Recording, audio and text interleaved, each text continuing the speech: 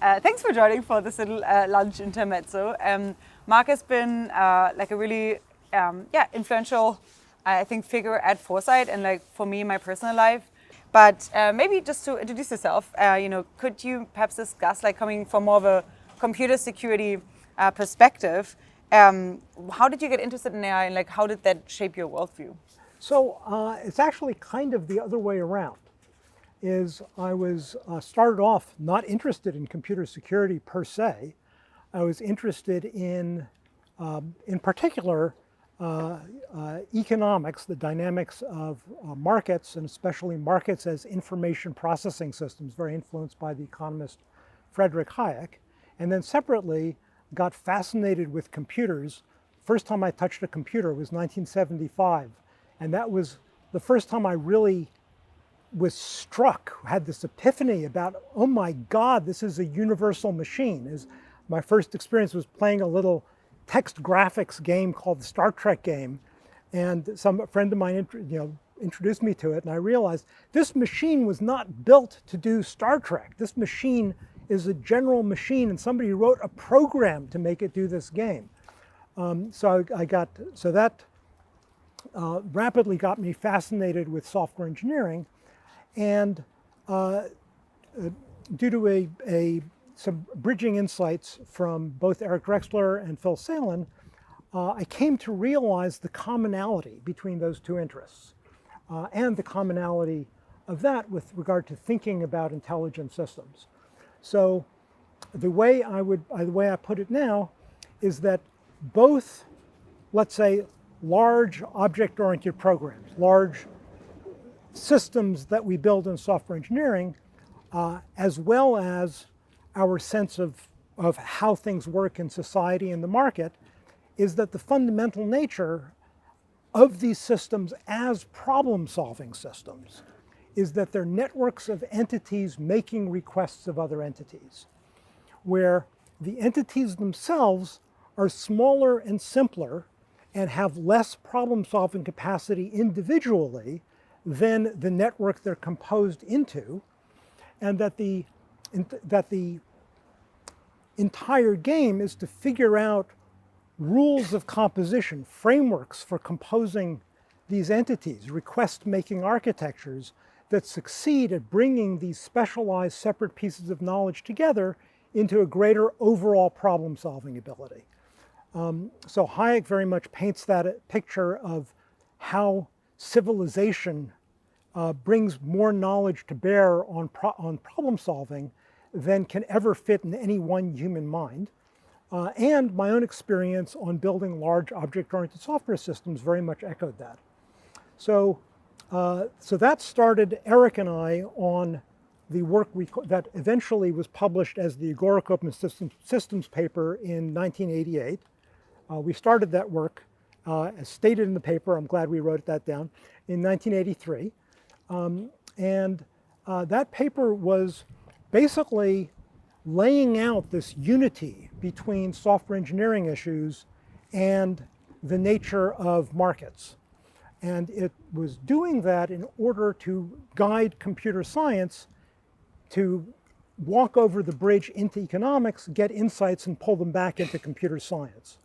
Once we built the bridge and we published the papers, very quickly a group of economists at George Mason crossed the bridge in the other direction and started importing software engineering ideas, in particular our notions of abstraction boundaries, and how abstract interfaces facilitate composition with reuse and polymorphism, bringing those over the bridge into economics, which led to a wonderful partnership. So we had this vision expressed in the paper of what in today's terminology, obviously we didn't have the terminology back then, but in today's terminology, the papers are very clearly a vision of decentralized, permissionless, cryptographic, smart contracts and commerce, and cooperation between mutually suspicious entities.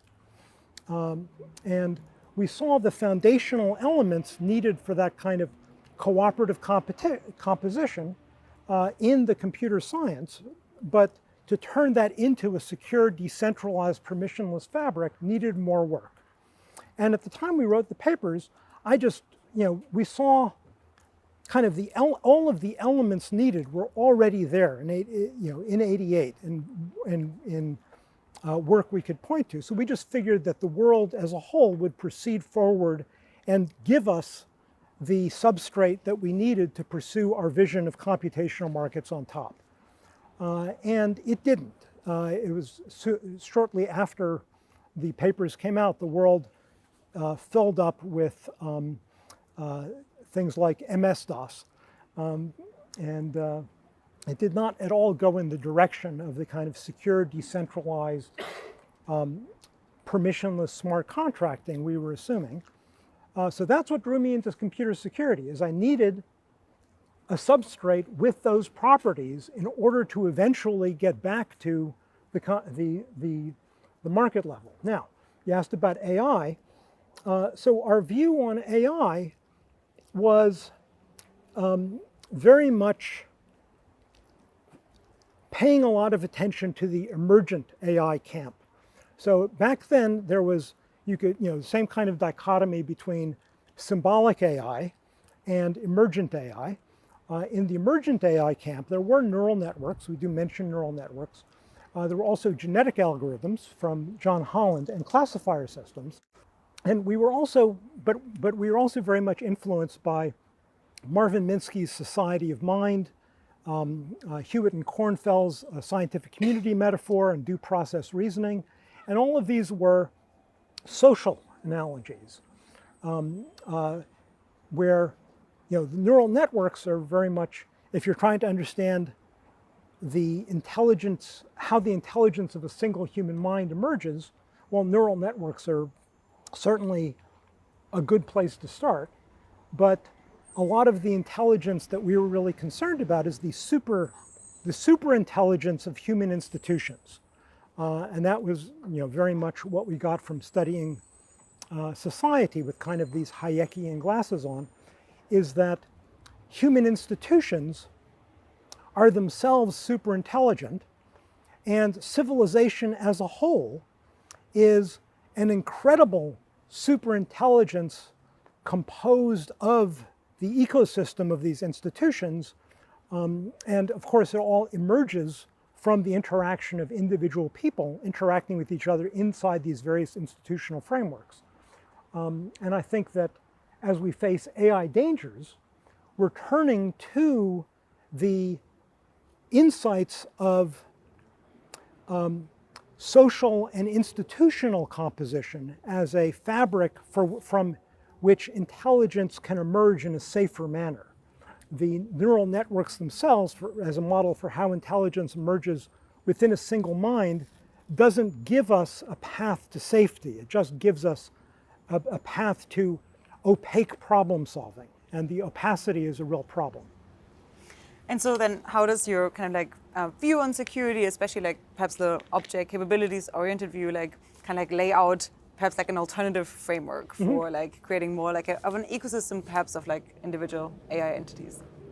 So I've been very much focused on a particular foundational computer security approach called object capabilities. And my view of object capabilities is that it's a foundational system of rights and rights transfer, that an object encapsulates the certain data and certain powers by virtue of encapsulating reference to other objects. So the object has internal data structures, and then it has on its surface the API, the interface that other objects then interact with. And then the object, so every object down to the individual object has a hard boundary. And then compositions of objects, you can reason compositionally. Any subgraph of objects equivalently has a hard boundary. And then these things interact with messages, and the messages are abstract. This is the key thing about abstraction boundaries, is the message comes from one specialist that needs something done, goes to another specialist that does the thing that the first specialist needs done. But these specialists are specialized in different knowledge. So the request has to be an abstraction in sort of the common language of both the requester and requestee. And what object capabilities, the insight is that the requests are not just conveying information, that the object references is the ability to send messages to an object. Those are the foundational notion of rights, and that the conveyance of the reference in a message is the foundational notion of rights transfer. So at Agoric, we've built up this whole smart contracting framework that we're now out there in the market with, in which at its core is this foundational rights theory. This foundational rights theory is limited in terms of the rights it can directly express. But I keep emphasizing foundational because it provides good abstraction mechanisms so that you can build other theories of rights as abstractions using the abstraction mechanisms of those foundations. And so you think this could scale to AI systems as well? Yes, I do. And a lot of the insights from it scale even when it's not a direct application of the technology. So some of the ideas that this paradigm focuses you on is a decentralized, non-administrative view of secure interaction. That you've got where each of the entities not just has limited knowledge, but has limited authority. We're in some secure systems. Military has this term need to know, which is basically the principle of least information, and that's very much reflected in software engineering with information hiding, trying to keep the details of each module something that the other modules don't need to be aware of. Object capabilities brings least authority, which is basically handing out authority on a need-to-do basis. And then the least authority means that each individual entity should be given the ability to do what's needed for the legitimate job that is delegated to that entity and should not have vastly more authority than that. So taking this all into our view of AI and AI safety, succinctly I would say there's only one approach to the alignment problem that has ever worked, and that's the one from James Madison. James Madison, architect of the US Constitution, was terrified of these superhuman institutions that are often misaligned with human interests, and each of whom want to corrupt the system as a whole to serve their own interests. And rather than trying to imagine some utopia where you construct institutions which are individually non-corrupt and aligned individually with human benefit out of their own beneficence, he said, okay, let's just grant that the individual institutions are going to have interests very different from each other and very different even from the people that the institution is made out of. And then what you're trying to do is create a system that's built to be in conflict, where the authority is divided between different institutions. No one institution has enough authority, has enough ability to do a unipolar takeover of the system. Each one finds itself in a position of having to pursue its interests while interacting with others that it doesn't have power over, but it can interact with, where those others are pursuing other interests. So this occurs at many, many levels in Madison's architecture. There's the states versus the federal government. There's within the federal government, there's the famous division of power, judicial, legislative, executive.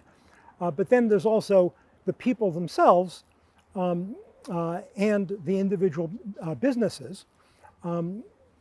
each of whom are operating, are interacting with each other within this framework of rules, where the framework of rules puts them into a position where they have an incentive to figure out how to cooperate with each other, recognizing that each of them want different things than each of the others want. And when you're in a framework of voluntary interaction, rule-based voluntary interaction, then if you're a minority player in that system, then the way you best pursue your own goals is you figure out how to enlist others that are interested in other goals to help you pursue your goals by figuring out how to, in exchange, help them pursue their goals. And I think that's sort of the essence of how it is that our emergent civilization has this tremendous power, problem-solving capacity, composing all sorts of specialties, specialized knowledge across the world into this overall problem-solving capacity. But it's also what the multipolarity of the power, and then for the world as a whole, there's a further multipolarity of the world is divided into separate sovereignties. And all of those keep each other in check. So we're very, very far from a unipolar takeover by any one power, and hopefully it'll stay that way.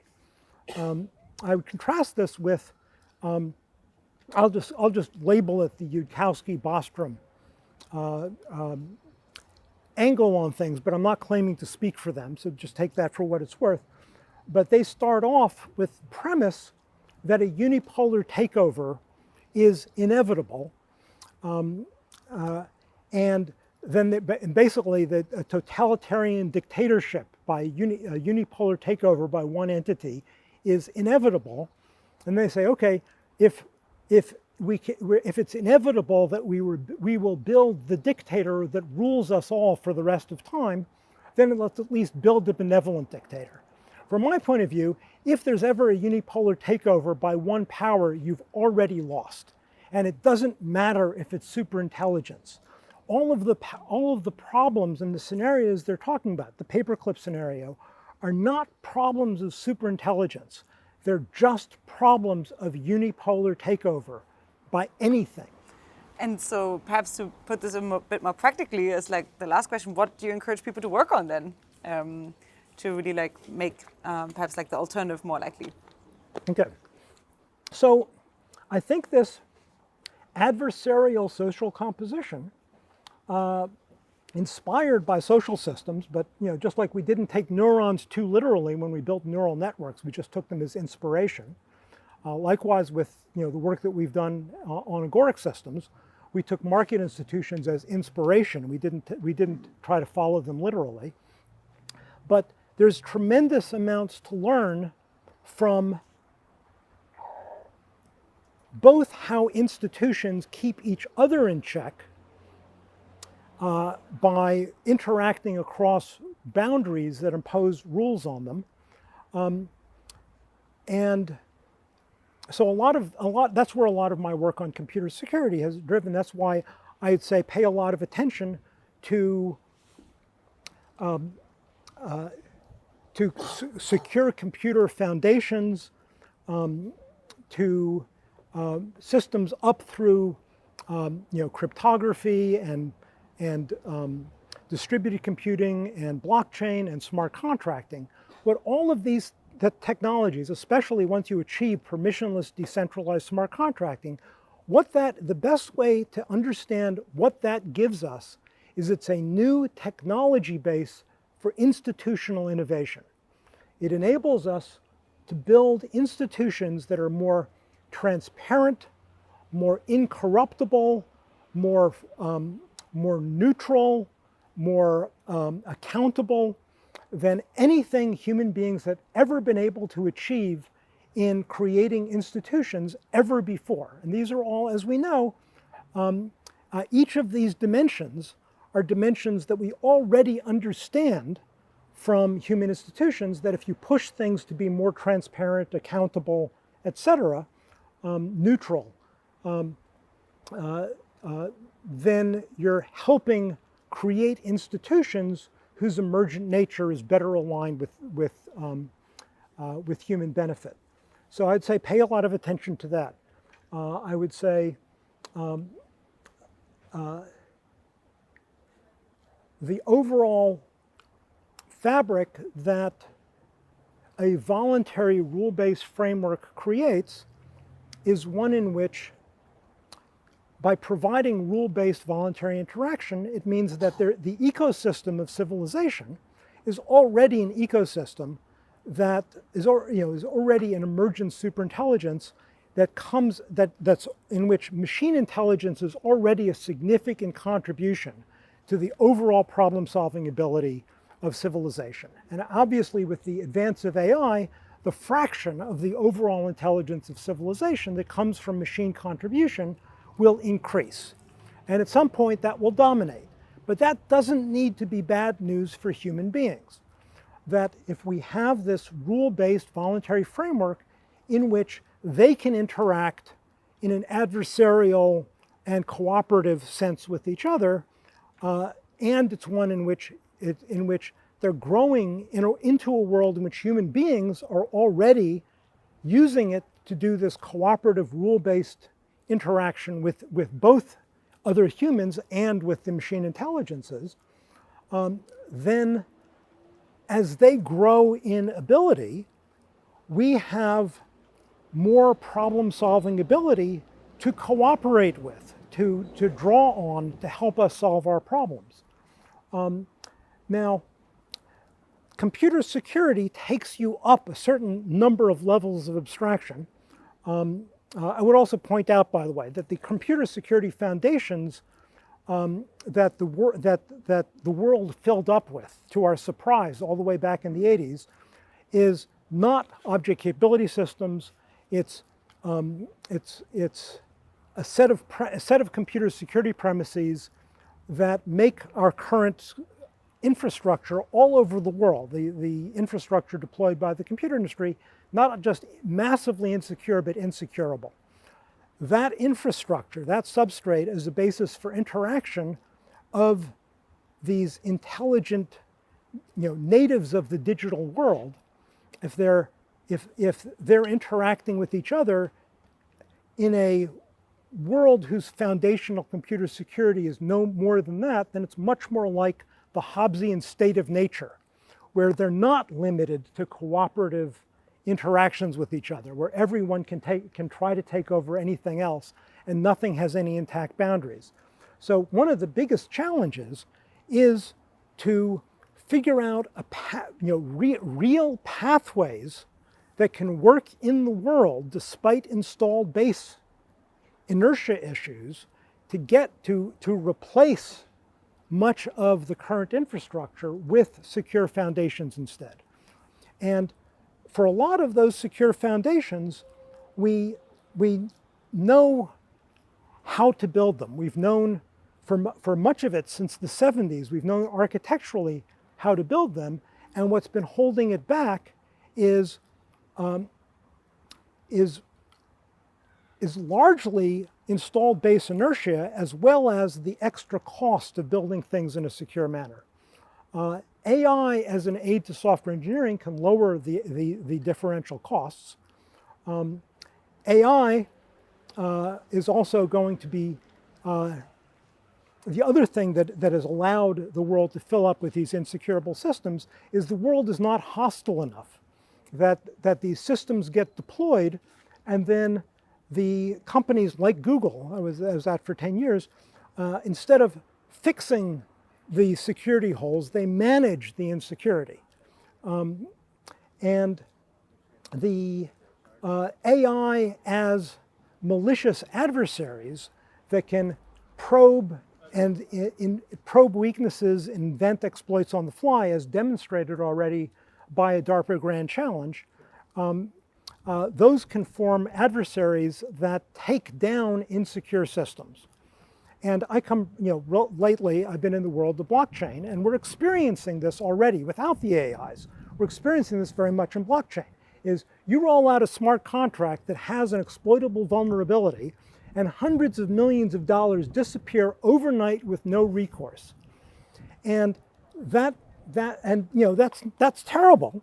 But when that happens, either the architecture of that component is fixed, so it doesn't have the next vulnerability for somebody to find, or that component dies in competition with other things.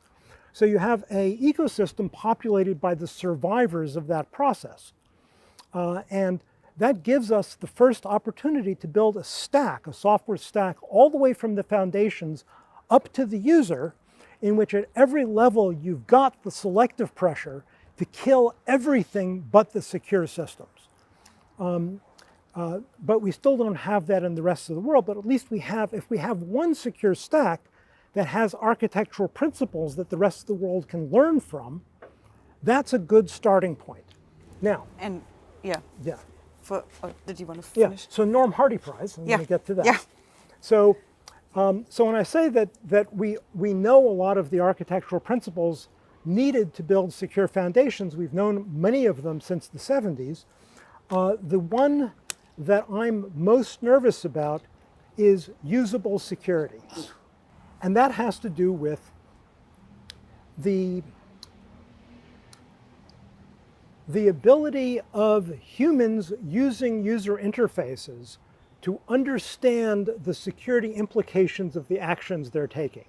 In order for it to be meaningful, for a human to be voluntarily interacting with others, the informed consent needs to be meaningful. Where if it's too easy for an adversary to mislead you about what it is you're agreeing to when you take an action, then your consent is not informed and you don't get the emergent cooperation even if you have the foundational cooperation. So a key insight there is that humans don't directly interact with their computational adversaries. It's a human together with their user agent, together with a certain amount of computation that's supposed to be executing on their behalf, that's their representative in the computational world. And so an obvious example is human beings don't do cryptography in their head. We need cryptographic interaction between mutually suspicious entities. So I need my own user agent that does the cryptography on my behalf, but I need, since human beings can't remember designators as cryptographic keys, you need a naming system, some kind of method of designation that's memorable and meaningful to a human being at the user interface that is the mapping to the cryptographic keys. And it turns out that's a non-trivial problem. We have an approach called pet name systems that's, I think, works in theory, but I think is very far from what's needed for usable security in practice. So the Norm Hardy Prize is from my mentor in object capabilities, Norm Hardy, the creator of the Kikos operating system, which is the first example of, I think, an end-to-end secure operating system built on the right principles, very similar in many ways to SEL4, which is the first mechanically verified secure production operating system. In any case, he is now suspended at Alcor, but I talked to him about the Norm Hardy Prize before he was suspended and asked him what he would like the prize to be about. And he focused on the user. He focused on extending the principles of secure interaction through the user interface so that human beings could practically use secure systems securely. Unfortunately, most of the work on usable security is trying to create user interfaces for our current insecurable systems, like browser security or other things on our current operating systems. And no amount of user interface engineering is going to make an insecure system secure. But even if you assume systems that are secure by the architectural principles we understand, that doesn't mean human beings can use them securely. So advances towards that goal is what the Norm Hardy Prize is about. Yeah, we all encourage you to apply if you're working in that area. Thank you so much, Mark. Thanks for instigating so many different projects at Foresight and for being such a North Star. Really appreciate it. Thanks a lot for joining.